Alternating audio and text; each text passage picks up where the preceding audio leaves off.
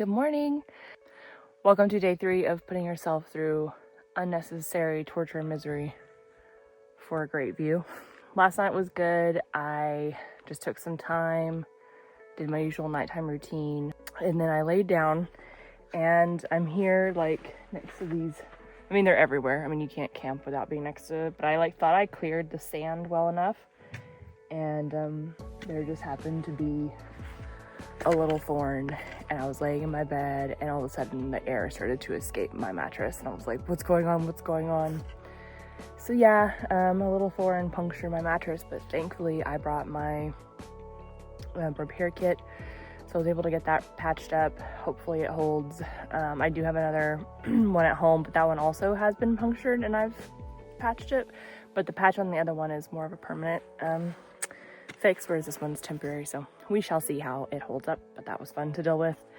I think I fell asleep around 9, and I did get up at 3 a.m. to watch I believe it's called the Lyrids, I might not be pronouncing that right, but the meteor shower that happened last night, and I saw one meteor and it was really cool, and then I went back to sleep until 5, and it takes me an hour and 43 minutes to get out of camp. That's having my breakfast, doing all my morning business, and then packing up fully, putting on sunscreen. I'm gonna go get some water. And then I think, as I said in the last video, we have about 20 miles until the next cache that the CDT, fills up for you. I do believe there's another water thing available, either a windmill or a pond or something, at about mile 13. So let's hope she holds up. I bandaged all my wounds this morning, and I'm feeling pretty good. So this morning, I have more sand walking. But it's not as bad as last night, because when you've been walking on rocks all day and then you walk on sand, oh my God, it's excruciating. But because I'm starting out on sand, it's not so bad. But you have to kind of play a game of zigzag, because so many people walk in the same place that it makes the sand loose. So then you're basically walking like on the beach and sinking, so you're having to use more energy to do the same thing. But I stopped at the cache and got water and met Journey. He's from British Columbia, and he said he's done Crazy Cook to Silver City section. He was like, well, you're really gonna like today then, because it's a lot easier. And I was looking at the elevation map, and I don't think there's any elevation today, so I'm wondering if we're just kind of riding along this mountain range, and then God bless these signs, because it makes wayfinding a lot easier, and I don't have to look at my phone as much. So really all I'm doing is following footprints and looking out in the distance for these CDT markers. But so far so good. Well, I'm about 4 miles in, and the terrain has definitely been better, but these blisters are killing me. I patched this one up this morning. It's a big fat one on the back of my right heel.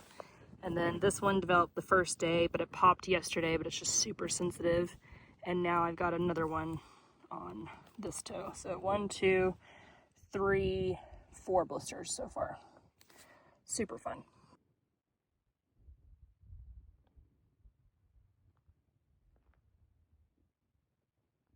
I'm not sure how interesting these videos are going to be, because it's literally me in my tent, me under shade, me in my tent, with some nature from nature shots in between, but this is the reality of the experience, I guess. It is about noon, and I'm at 7 miles, so doing better than yesterday for sure. Feels warmer than yesterday, and the guy I talked to this morning said that yesterday hit 90, which when I pull my forecast on my Garmin, it did not say it was going to be 90, but here we are. I believe it. And this umbrella is kind of like a double-edged sword, because while you're walking, it does provide shade, but it also, because the top is silver and reflective and the inside is black, it kind of creates like this little heat dome almost when the sun is at its hottest. So hiking from like 12 to 4 with this thing is like you can't not hike without it, but then hiking with it can be, you have to just take more breaks in the afternoon. So again, I found this little gully, and there was a little brush that at the time was providing shade, but I don't think it is anymore, but that's okay. Seen a lot of nature, a lot of lizards today. They're super cute. Some different cacti and things. It's really more rolling hills today than like that big. I think they're called the Little Hatchet Mountains instead of the Big Hatchet Mountains. But I'll update you guys hopefully at the next water source. Afternoon update. I am 10.5 miles in, and it is 3:45. I've taken a couple of long breaks today. That was my second long break. I think they've been between 45 minutes and an hour, just because like it's so hot and my feet really need the time to kind of air out and roll out and elevate. Exciting news though, of not just me complaining with my feet. I got service yesterday on a hillside, and I got to talk to my boyfriend for a little bit. And then today there's a town way off in the distance. I was like, I wonder. So I tried. I had 2 bars of LTE, so I called him and chatted with him for a little bit. And the cats are doing good. Buddy is doing really well. He's still eating all of his food and taking his medicine, so that makes me happy. And then I called my mom, and she made it home safe back to Oklahoma. So that was fun to get to talk to them today. Kind of break up the podcast and silence monotony, but I'm really, really glad that I downloaded all the podcasts that I did, because when you're in pain, it is good to distract yourself. It's pretty cool to think that that mountain range right there is what I came down yesterday. So we started kind of in that flat section. It's picking up my finger. That flat section, and then yesterday I walked all alongside that mountain range called Big Hatchet. These are the Little Hatchet Mountains, and then I've come up all this today, which that doesn't look as impressive as it feels like it's been. The landscape's generally the same. Nothing's really changed. I've been seeing a couple of these willows, these desert willows, that are very pretty, but otherwise still the same. I can see the U.S. government surveillance blimp in the distance. That's also interesting. My goal right now is to make it 2.5 more miles to this unofficial water source, take another long break, and then assess what I'm doing. I may even eat dinner there because I'm getting pretty hungry. But I'm trying to stay positive, trying to say my mantra, just trying to say I'm out here and I'm doing it. And even if this was all I ever did, I'm proud of myself. I think my friends beat me to the water source. I don't want to disturb them. Oh, there's a bull over there. Oh boy. Oh boy.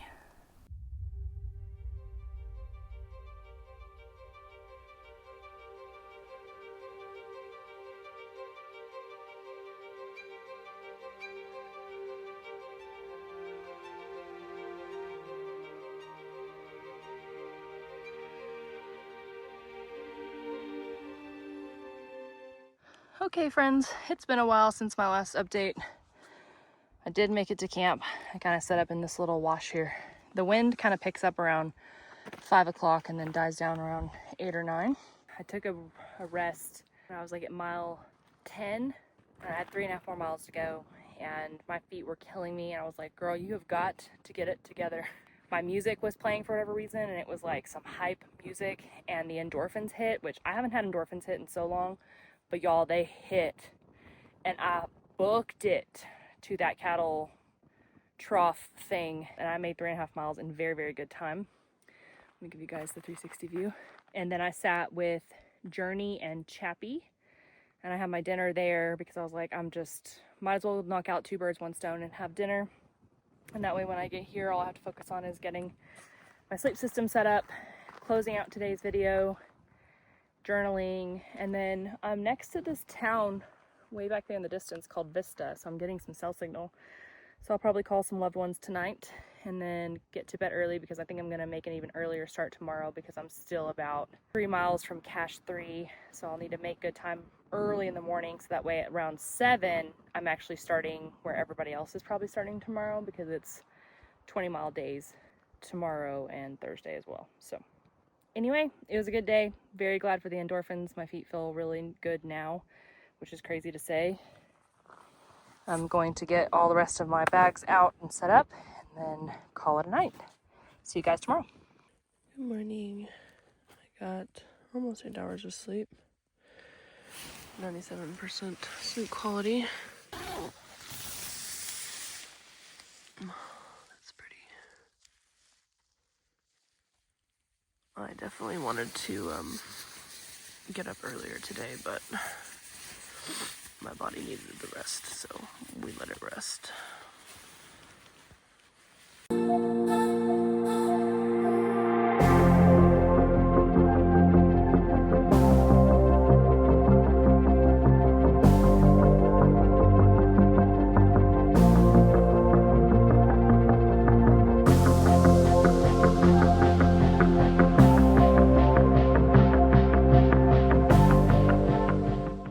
Just got done packing up, and I had all the intentions in the world of getting up even earlier today versus the last couple of days, and my body just needed to sleep. I set my alarm for 4 o'clock, and then I couldn't go to sleep, and it was almost 10, so then I went ahead and changed it to 5, and then my alarm went off at 5.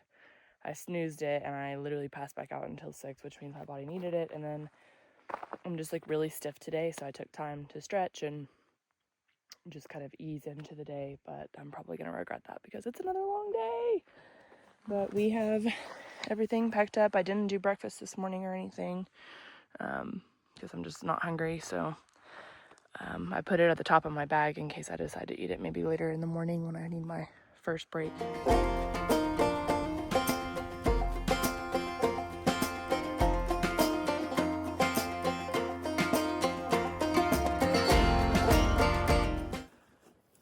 All right, well, I made it to Cache 3. It was a little over 5 miles away, and it was a very busy stop. There were several people here. It was good to talk to them though. And now we're gonna be on our way. I got to call a couple people this morning with service, so that's awesome. Yeah, feeling good. That little blister on my toe, on my pinky toe, the bane of my existence. I definitely should have done gingy socks, but here we are. Can't take it back. After chatting with a girl who is doing the section Sobo, she said there is another little cattle spigot thing like yesterday, 6 miles up, so I did not have to load all of my water, so that is good. Less of a heavy carry. It's already very, very sunny, so we got the umbrella out, y'all. It's funny when I'm walking because like I can't see sometimes, like above or like beyond the umbrella, so I kind of have to like peek out like, hey, any good views, any good things. It's nice knowing I have enough food until Friday if I have to be out here until Friday. So let's do this.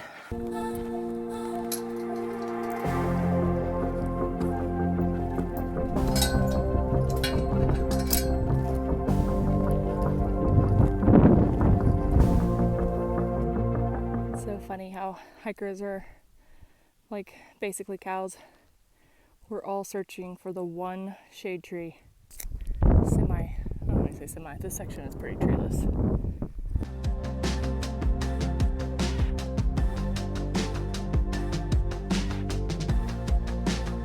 I have not done a lot of filming today because the winds are between like 18 and 20 mile an hour wind gust, so it's just been hard to talk.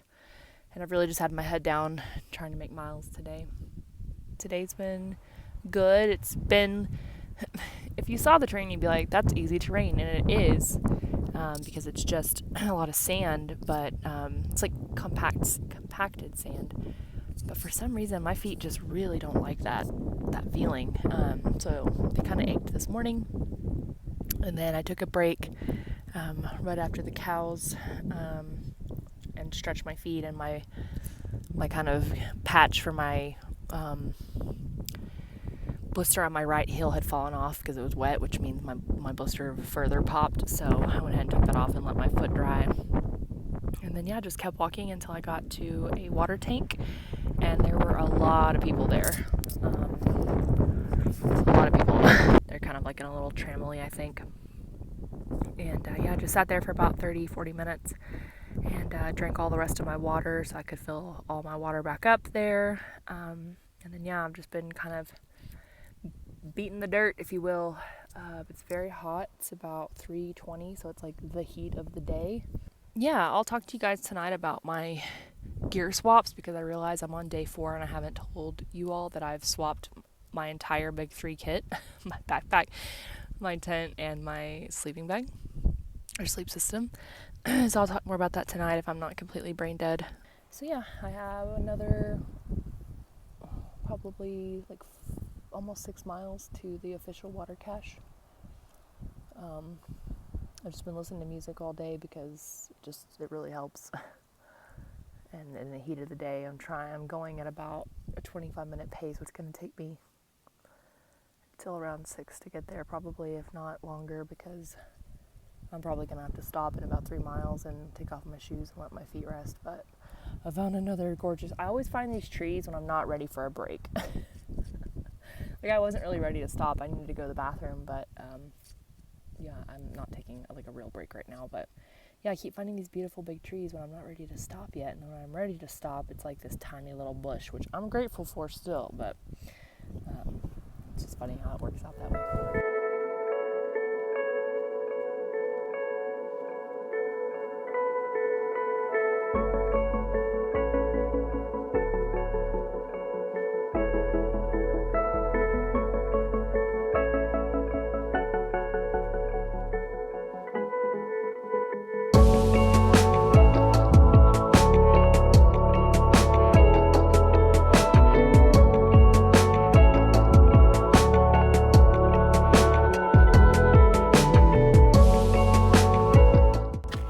Feels like I just started recording this morning, and it is 12 hours later.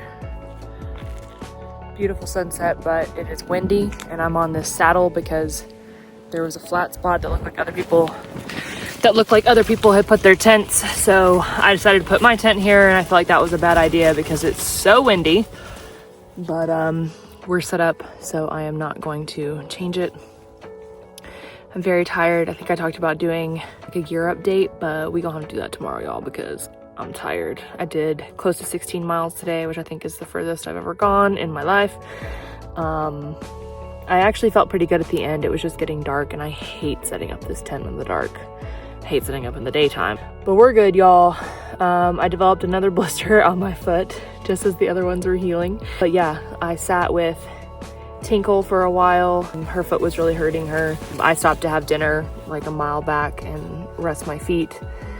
And I was kind of I don't know, the afternoons I get kind of down on myself. But I got it back together, and here we are, and I'm going to bed early because I'm getting up earlier tomorrow. I'm done with this cycle of starting late and just having I'm gonna have a long day either way, but a more enjoyable day. How about that? So anyway, I'll catch you guys tomorrow. To wrap up this video, because it's already been a little too long, I knew I told you guys that I would talk about my gear a little bit. I'm gonna quickly go over the swaps that I made for the big 3. So you can see here that I have my big yellow REI Flash 55. I made that change at the last minute when I was packing the Durston. I couldn't get the top closed. It was just the pack narrows too much at the bottom for me to get all 4 pods in there. And then, to be honest, like, I just love the way this loads and to have easy access to all the things. This pack has just worked really well for me in the past, and it's been great so far. I'm 60 miles in as of right now. And then my tent, I did go ahead and switch to the Durston again at the last minute because I was going over every individual item weight, and the other one just felt like a little heavy for all the other things I was bringing. And I brought the Durston, and it's a good tent, don't get me wrong. It's a good tent, it's a great price, it's a great weight, but it is so obnoxious to set up. Like, if you don't have perfectly flat ground, enough space, if the wind is blowing, even mildly, like right now my hair is blowing, if anything is going on, it's just such a pain to set up. It's like last night, it took me probably 20 minutes to get all of it staked down, and I think I'm carrying like 6 stakes, which if you're in high winds and stuff, there's a lot of anchor points, but I don't know. I've just never used the tent in those conditions, I guess. So like, if I keep the tent, I'm gonna have to have my mom send me, or I'm gonna have to find somewhere to buy like 4 or 5 more stakes just to be able to stake down all the other points in high wind conditions. So I don't know. I'm thinking about having my mom maybe send me out my Big Agnes, like I should have started with probably to begin with. It's just the biggest benefit of the Durston for me on this trail is like, if it's raining, the inner lining will not get wet. You'll be able to set up the tent and the inside is dry and it's not a big deal. With my Big Agnes, that's not the case. Like, the inner lining is going to get wet. I'm going to have to be in the tent, like drying it before I lay stuff down, or I'm just have to sleep in the wetness. So I'm not sure yet. We'll see. But I did make that swap. And then my bag is not really a big swap, but my mom has, we bought our bags a couple years ago from Zenbivy, and my mom has it's now one that they don't produce anymore, but it's called like the Light Box or something like that. Light Foot Box, 10 degree fast quilt. I don't know. Hers is like more silky than mine, and it feels lighter. And I thought we both had 10 degree bags, but hers is so hot. Like, it's so warm. I've been hot every single night just sleeping in shorts and a shirt. And then she also has the half sheet, so it's a lot lighter. I have the full sheet, and the hood on my Zenbivy sheet is down and hers is not. It's just like this thin synthetic material. So I brought that. I brought hers. She let me bring it. So those big 3 I swapped out. I'm probably going to go ahead and send the sheet home just because it's such a pain again to, like, when you're so tired to set up, and my pillow straps to my mattress anyways. So anyway, that's a quick little update on some of the gear. I'm happy to go more in depth about anything you guys have questions about in next week's videos. We're starting day 5, I believe, and I'm at mile 60 right now having breakfast. So I'll see you guys on the next one.